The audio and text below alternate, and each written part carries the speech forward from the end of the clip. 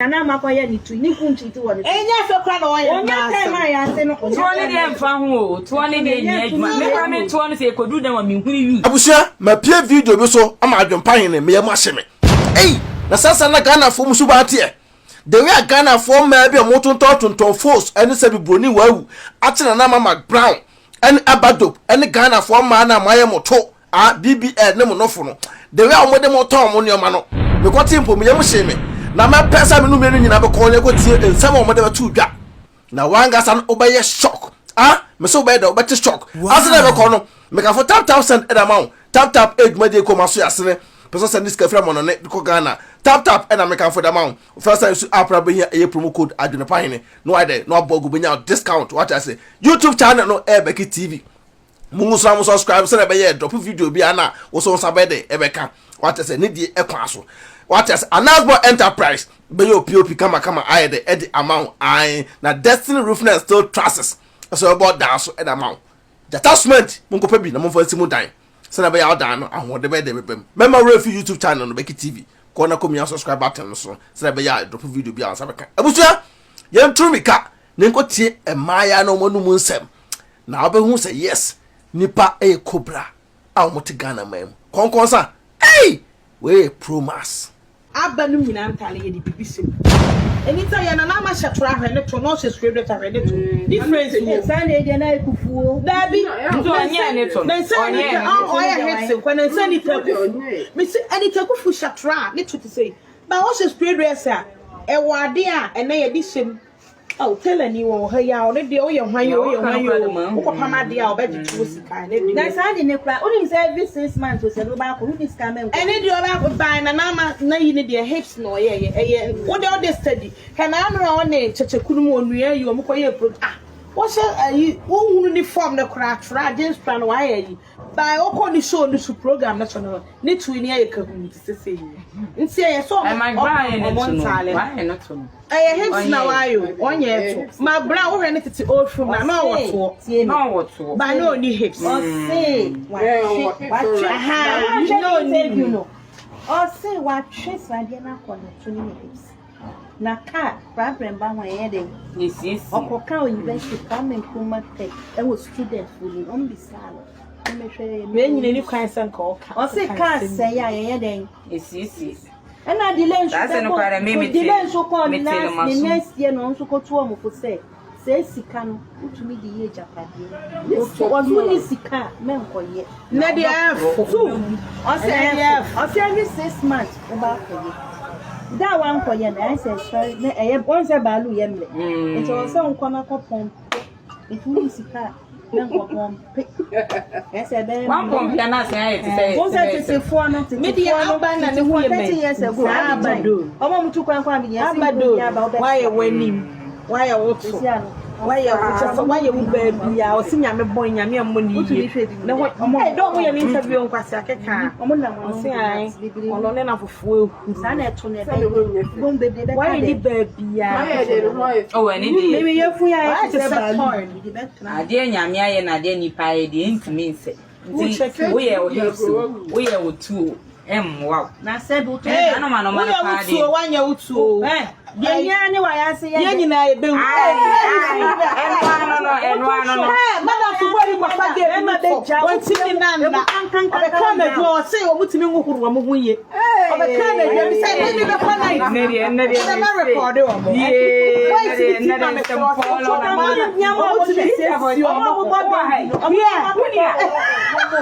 kabi na haye do asapa na wo kana o mo iso yo kwa aduma kan to ye dito ye dito o tanya da wa ye obo akọ na makọ ye ni tu ni kunchi tu woni enya fe kwa na oye onya time ya se no tuone de mfa ho tuone de nya adwuma me kwa me tuone se ekodu dan wa me huni yu tu ni say so na ni sa obaso pa obodo bia na eno kwa dogi no ye ase nye dogi a onya enye dogi a onya dogi ni do amutu mi pe pa ho ye o ti mema ni tu me mo ni wa akata ne o ti ma mi di ayi ma akoma me mo ni am ni play you record mo e ma no we dey kwai fa mi me pa cho if this so Auntie is na from you.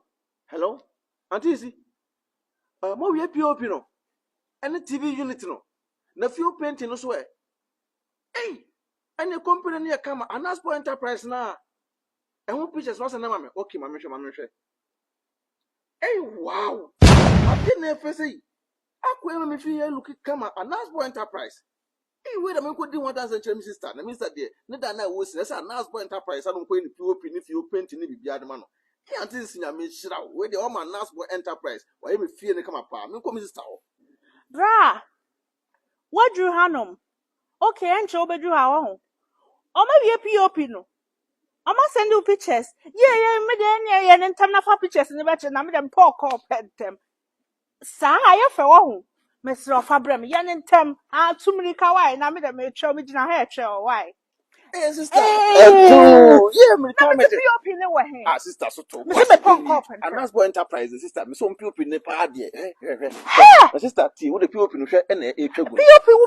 POP ni en no ma ye na sa TV set no so TV set no so na kitchen no so na aye sister na ma ye fi wonum bibia Anaspo Enterprise usifie na person me POP ma wa Anaspo Enterprise be yo POP ama omo san eye TV unit e ka ho omo san to fi your house nyina Anaspo be san your kitchen ama na Anaspo asan I do windows asan hye wo danim nyina glass na window no kromo ya sister what to type open no ma estimate na omo mo to 70%. ye se be sika ne we de omo number wo he omo number ne go screen so e twa gu no omo number ne gu so e twa gu ni timi sra Anaspo Enterprise and once oba kira omo say adwempan TV na say be POPs di omo ye POPs number 1 POP looking kon na ni ade de wo Anaspo Enterprise o charge wi a ono na kofa na nioma efiri baabi abuchire e de ba Ghana wow na omo sa no afo na wo PO mami hwe ni POPs we na sister mesra wo dan na wusi no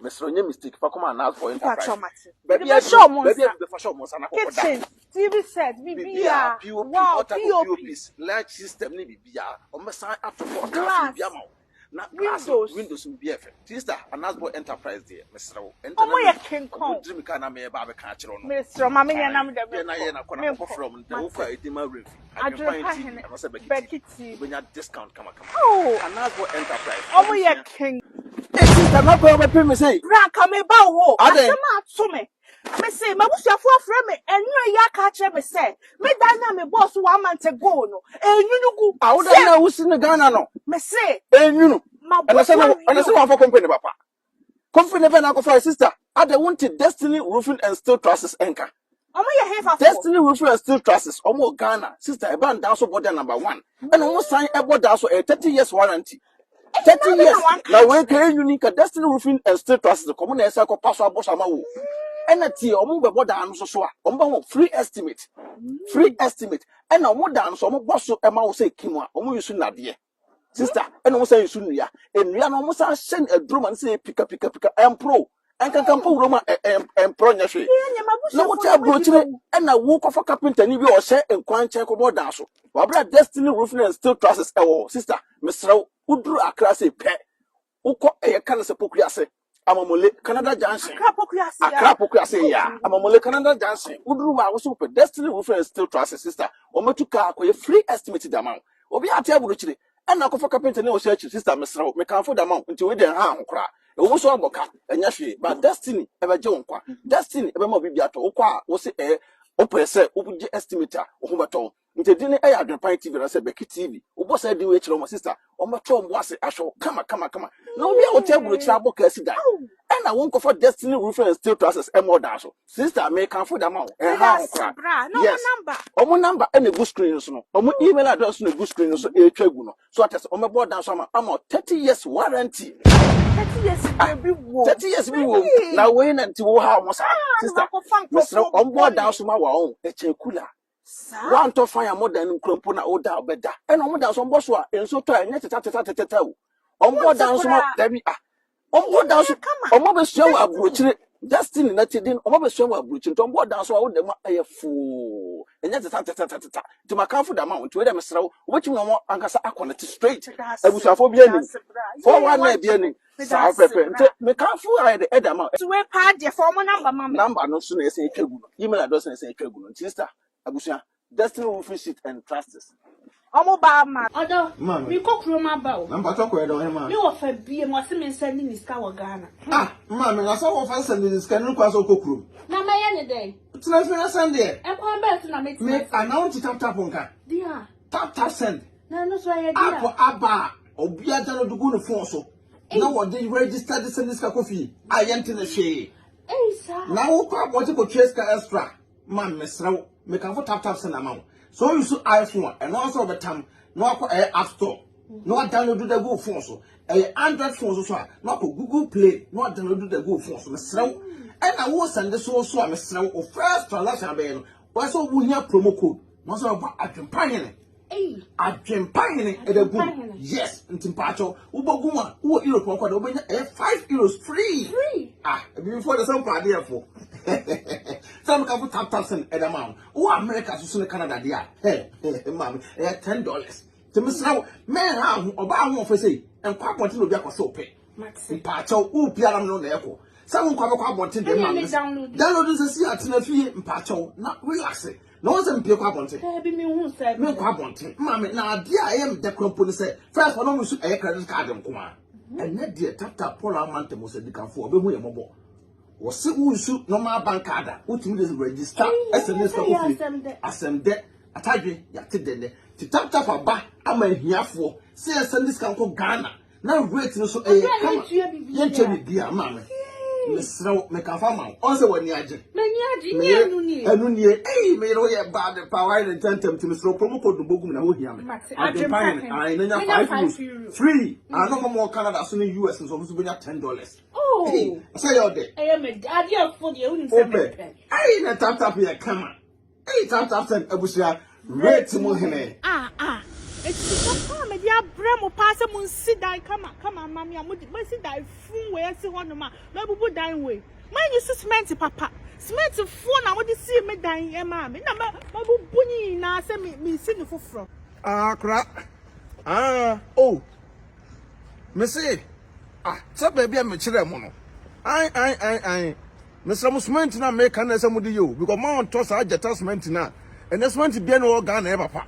Mr. Munju say ageta cement no because I know any cement me medi ho dance here. Na one mu sisi da edan so mu bu ni na gu. So one to ageta cement wo da no si achekwa 5 years we bu agu. Ase ni nyina be say.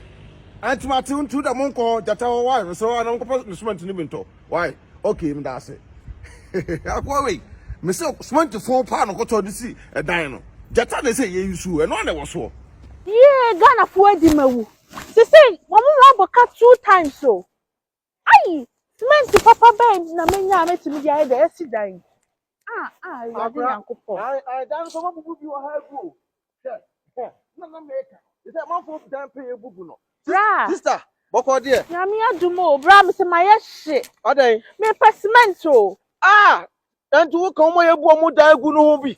Sister, that phone pra man photo cement phone, e si dan man phone. Me cement atom pa cho nim bia na. Say bubu man for dan gu a. Me dan no. Would now dan na si ano. Me tell me kind. Omo yi so cement phone e di si dan na mabubu. Men how? Detachment won't here. Detachment Ore Ibrahim am cement na ba na man for pugu so no. Say, they said the whole Africa and ya Ghana nko. The whole Africa. So what you broche now put down person with cement detachment sister. Detachment na make for that man. To me sraw. Kwana ko bi to. Anya mi tumrika. Anya tumrika na ko. Na ko a wo edi adwonpa hene. Ubo adwonpa hene TV and abeke TV a. Obonya discount. E wo detachment. Me sraw sister. Tumrika se sia. Bra. Sister. Anya me that the person wa come for detachment. Where the nurse, your nurse because adepa na ton ho. Adepa na ton so detachment dey number 1. Timpacho tumrika. Na ko to bi na kwa ma remfidi na adwonpa hene. What you say? Sai pepe. Nto Ore Ibrahim am cement in the sister.